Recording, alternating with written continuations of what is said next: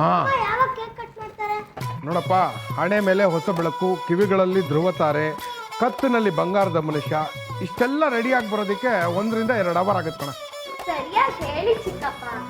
ನಾನು ಹೇಳ್ತೀನಿ, ನನ್ನ ಅಂದಾಜಿನ ಪ್ರಕಾರ ಸರಿ ಸುಮಾರು 1 ರಿಂದ 2 ಗಂಟೆಗಳಾಗ್ಬೋದು.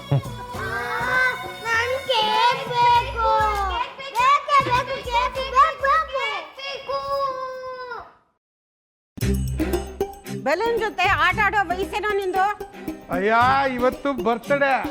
ಬರ್ತಾರ? ಯಾರು ಬರ್ತಾರೆ? ಎಲ್ಲಿಗೆ ಬರ್ತಾರೆ? ಯಾಕೆ ಬರ್ತಾರೆ? ಅಜ್ಜಿ, ಬರ್ತಾರೆ ಅಲ್ಲ, ಬರ್ತಡೇ. ಯಾರ್ದು? ನಮ್ಮ ಯಜಮಾನ್ರದು. ಓ, ಆದಿತ್ಯದ? ತಲೆ ಕೆಡ್ಸ್ಕೊಬೇಡ ಅಜ್ಜಿ, ನಿನ್ ಬರ್ತಡೇನು ಇನ್ನ ಗ್ರ್ಯಾಂಡ್ ಆಗಿ ಮಾಡೋಣ. ಏನು ಗ್ರ್ಯಾಂಡ್ ಆಗಿ ಮಾಡ್ತಿರೋ ಏನೋ, ಹೆಸರಿಗೆ ಮಾತ್ರ ನನ್ನ ಹುಡ್ದಬ್ಬ. ಆದ್ರೆ ಕೇಕು, ಚಿಪ್ಸು, ಪಪ್ಸು ಎಲ್ಲ ನೀವು ತಿಂದುಬಿಟ್ಟು ಕಡೆಗೆ ಶಾಸ್ತ್ರಕ್ಕೆ ಅಂತ ನನಗೆ ಸೈಡಲ್ಲಿ ಉಳಿದಿರೋ ಕ್ರೀಮ್ ಮಾತ್ರ ನನಗೆ ತಿನ್ನಿಸ್ತೀರ. ಅದೇ ನಮ್ಮ ಯಜಮಾನ್ರು ನನ್ನ ಹುಡ್ದಬ್ಬನ ಎಷ್ಟು ಚೆನ್ನಾಗಿ ಆಚರಣೆ ಮಾಡ್ತಾ ಇದ್ರು ಗೊತ್ತಾ? ಗೊತ್ತಿಲ್ಲ.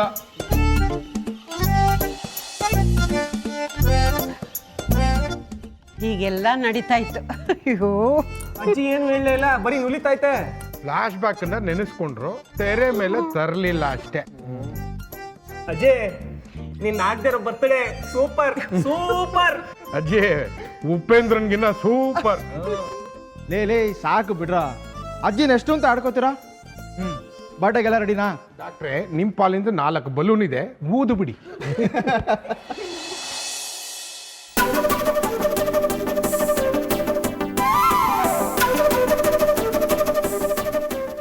ಅದಕ್ಕೆ ಸಕ್ಕದಾಗ ಕಾಣ್ತಾ ಇದ್ದೀರಾ.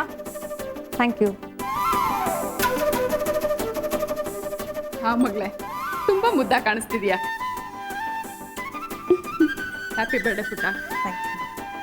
ಯಾಕಮ್ಮ ಕಿವಿಗೆ ಓಲೆನೇ ಹಾಕೊಂಡಿಲ್ಲ? ಹಾಂ, ಅದು ಅಮ್ಮ, ಇವತ್ತಿನ ಬರ್ಡೇ ಅಲ್ವಾ, ಪ್ರತಿಭಾಕ ಬರ್ಡೇಗೆ ಓಲೆ ಗಿಫ್ಟ್ ಮಾಡ್ತೀನಿ ಅಂತ ಹೇಳಿದ್ದಾರೆ. ವಾವ್, ಚಿನ್ನದ ಓಲೆ ಮಾಡ್ತೀನಿ ಅಂತ ಹೇಳಿದಾಳ? ಏನು ಆಂಟಿ ಚಿನ್ನದ ಅಂತ ಕೇಳ್ತಾ ಇದ್ದೀರಾ? ಯಾರು ಹಿತ್ತಾಳದ ಗಿಫ್ಟ್ ಕೊಡ್ತಾರಾ?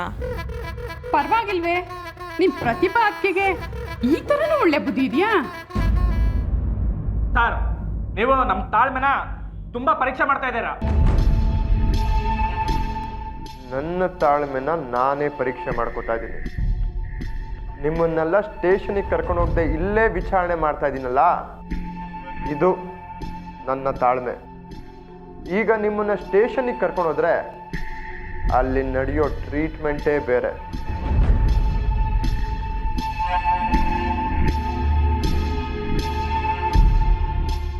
ಮೇಡಮ್, ಸರಿ, ಗೌರಮ್ಮ ಅವ್ರು ಸತ್ತಿದ್ದು ತೀರ್ಥದಲ್ಲಿದ್ದ ವಿಷದಿಂದಾನೆ. ಆದರೆ ವಿಷ ಹಾಕಿದ್ದು ಯಾರು ಅಂತ ತಿಳ್ಕೋಬೇಕು. ಈಗ ಸಿಕ್ಕಿರೋ ಸಾಕ್ಷಿ ಪ್ರಕಾರ ಮೇಲ್ನೋಟಕ್ಕೆ ಚಂದ್ರಪ್ಪನವರೇ ವಿಷ ಹಾಕಿರೋದನ್ಸುತ್ತೆ. ಆದರೆ ನಿಜವಾದ ಕೊಲೆಗಾರ ಅವರಲ್ಲ. ಗೌರಮ್ಮ ಅವರು ಮಂಗಳ ಹತ್ರ ವಿಲ್ ಬದಲಾಯಿಸೋ ವಿಷಯನ ಹೇಳಿದ್ರು. ಆಮೇಲೆ ಒಂದಿನ ಮಂಗಳ ತೇಲಿಯಂ ವಿಷಾನ ಗಂಗಾಜಲ ಸ್ಟೋರ್ ಮಾಡೋ ಬಾಟ್ಲ್ಗೆ ಸವರಿದ್ರು.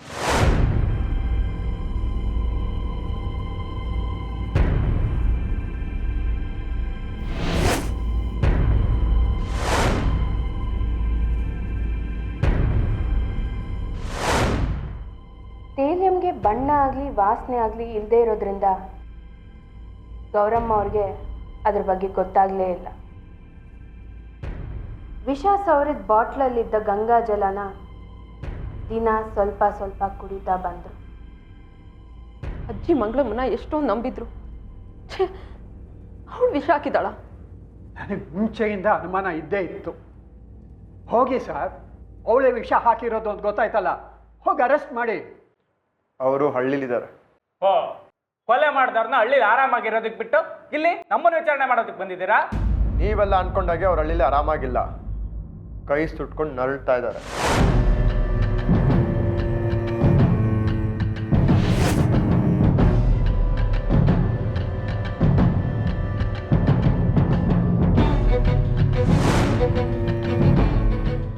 ಹಾಗೆ ಆಗ್ಬೇಕು ಅವಳಿಗೆ.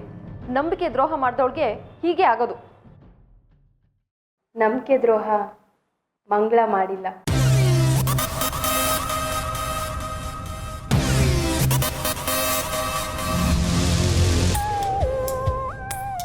ಟೇಲಿಯಂ ವಿಷಾನ ಗಂಗಾಜಲ ಬಾಟ್ಲಿಗೆ ಸವರಬೇಕಾದ್ರೆ ಪಾಪ ಅವ್ರಿಗೆ ಅದು ವಿಷ ಅಂತಲೇ ಗೊತ್ತಿರಲಿಲ್ಲ. ಅದನ್ನು ಅವರು ಗೌರಮ್ಮ ಅವ್ರ ಮಂಡಿ ನೋವಿನ ಔಷಧಿ ಅಂತ ನಂಬಿದ್ರು. ಅಲ್ಲ ಹಾಗಂತ ಅವ್ರನ್ನ ಯಾರೋ ನಂಬಿಸಿದ್ರು.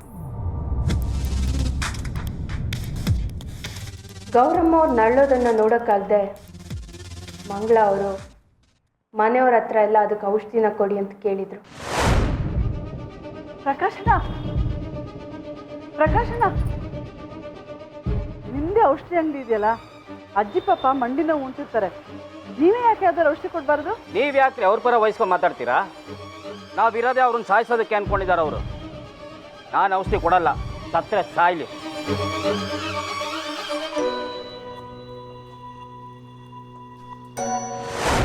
ನಾನು ಮೆಡಿಕಲ್ ರೆಫೇ ಇರ್ಬೋದು, ಹಾಗಂತ ಕಂಪ್ನಿ ಔಷಧಿ ಎಲ್ಲ ಫ್ರೀಯಾಗಿ ಕೊಡೋಕ್ಕಾಗೋದಿಲ್ಲ. ಒಂದು ವೇಳೆ ನಾನು ಕೊಟ್ಟರು ಮುದುಕಿ ಅದನ್ನು ತಗೊಳ್ಳೋದಿಲ್ಲ, ವಿಷ ಅಂತ ಬಿಸಾಕ್ತಾಳೆ. ಅದ್ರ ಬದಲು ಕೊಡದೇ ಇರೋದೇ ವಾಸಿ.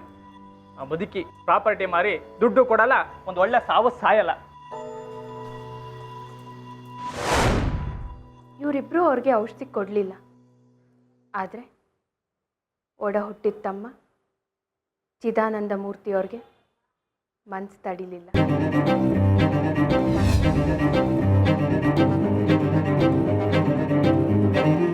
ನಮ್ಮ ಮಕ್ಕಳ ನರಳಾಟ ನನ್ನ ಕೈಲಿ ನೋಡೋಕ್ಕಾಗ್ತಾ ಇಲ್ಲ. ಅವಳು ದುಡ್ಡು ಕೊಡ್ತಿಲ್ಲ ಅಂತ ನನ್ನ ಮಕ್ಕಳಿಗೆ ಅವಳ ಮೇಲೆ ಸಿಟ್ಟು. ಹಾಗಾಗಿ ನನ್ನ ಮಕ್ಕಳ ಮುಂದೆ ಈ ಔಷಧಿನ ಅವಳು ಕೊಡೋಕ್ಕಾಗ್ತಾ ಇಲ್ಲ. ನಾನು ಕೊಟ್ಟರು ನಮ್ಮ ಅಕ್ಕ ತಗೊಳ್ಳಲ್ಲ. ಅದಕ್ಕೆ ಯಾರಿಗೂ ಗೊತ್ತಾಗದ ಹಾಗೆ ಈ ಪೌಡರ್ನ ಅವಳಿಗೆ ಕೊಡ್ತೀಯಾ?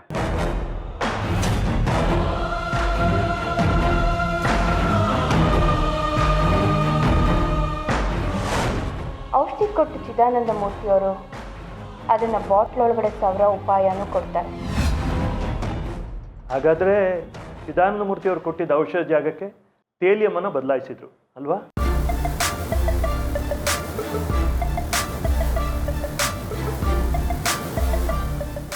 ಅಲ್ಲಿಗೆ ಕೇಸ್ ಮುಕ್ಕಾಲು ಭಾಗ ಮುಗಿದ ಹಾಗೆ. ಯಾಕೆಂದರೆ ಈ ಮನೆಯಲ್ಲಿ ಮೆಡಿಕಲ್ ಬಗ್ಗೆ ಜ್ಞಾನ ಇರೋದು ಪ್ರಕಾಶ್ ಮತ್ತು ಶ್ರೀಕಾಂತ್ ಇಬ್ಬರಿಗೆ ಮಾತ್ರ. ಟೇಲಿಯಮನ್ನು ನೀರಲ್ಲಿ ಬೆರೆಸಿದರೆ ಅದರ ಬಣ್ಣ ಆಗಲಿ ವಾಸನೆ ಆಗಲಿ ಚೇಂಜ್ ಆಗಲ್ಲ ಅನ್ನೋದು ಇವರಿಬ್ಬರಿಗೆ ಮಾತ್ರ ಗೊತ್ತಿರೋಕ್ಕೆ ಸಾಧ್ಯ. ಸುಳ್ಳು! ನನಗೂ ಇದಕ್ಕೂ ಯಾವುದೇ ಸಂಬಂಧ ಇಲ್ಲ. ನೀವು ಸುಳ್ಳು ಹೇಳ್ತಾ ಇದ್ದೀರಾ?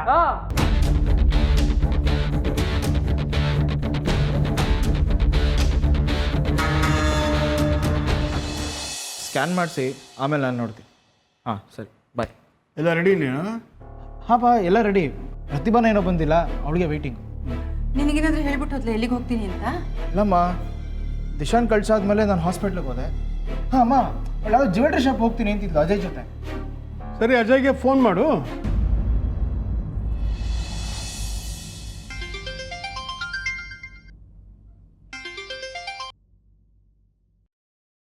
ಸೊ ಟೇಲಿಯಂ ಬಗ್ಗೆ ಗೊತ್ತಿಲ್ಲದೆ ಇರೋರು ಈ ಕೆಲಸ ಮಾಡೋದಕ್ಕೆ ಸಾಧ್ಯನೇ ಇಲ್ಲ. ಪೊಲೀಸ್ನವ್ರಿಗೆ ನಮ್ಮ ಮೇಲೆ ಡೌಟ್ ಬರಲಿ ಅಂತ ನಮ್ಮ ಅತ್ತೆ ಮನೆ ಕಡೆಯವರು, ಅದೇ ಅಜ್ಜಿ ಗಂಡನ ಮನೆ ಕಡೆಯವರು ಮಂಗಳಮ್ಮಂಗೆ ಹೇಳಿ ವಿಷ ಹಾಕ್ಸಿರ್ಬೋದಲ್ವಾ? ಅದು ಗೊತ್ತಾಗಬೇಕು ಅಂದರೆ ಮಂಗಳಮ್ಮ ಯಾಕೆ ಕೆಲಸ ಬಿಟ್ಟರು ಅಂತ ಗೊತ್ತಾಗಬೇಕು. ಯಾಕೆ ಅಂತ ಹೇಳ್ಬೋದಾ ಚಿದಾನಂದ ಮೂರ್ತಿಯವರೇ? ಅದಿತಿ, ಅಯ್ಯೋ ನೀವ್ಯಾಕೆ ತಲೆ ಕೆಡ್ಸ್ಕೊತೀರಾ? ನೀವು ಹೋಗಿದ್ದ ಕೇಸಿನ ವಿಷಯ ಏನಾಯ್ತು? Wow, beautiful. ನಿಮ್ಮಮ್ಮ ಚೆನ್ನಾಗಿದ್ದಾರಾ? ಹಾಂ, ಚೆನ್ನಾಗಿದ್ದಾರೆ. ಅದಿತಿ, ಗೆಟ್ ಔಟ್ ಅಂತ ಹೇಳಕ್ ನನಗೆ ಇಷ್ಟ ಇಲ್ಲ. ನಮ್ಮ ಸ್ಕೂಲಲ್ಲಿ ಸೀನಿಯರ್ ಇದ್ದಾರಲ್ಲ, ಜ್ಯೋತಿ ಅಕ್ಕ. ಜ್ಯೋತಿ ಜನಾರ್ದನ್ ಆ ಅಕ್ಕನೇ ಸ್ಕೂಲಲ್ಲೆಲ್ಲರೂ ಕಿಡ್ನಾಪ್ ಆಗಿದ್ದಾರೆ ಅಂತ ಮಾತಾಡ್ತಿದ್ದಾರೆ.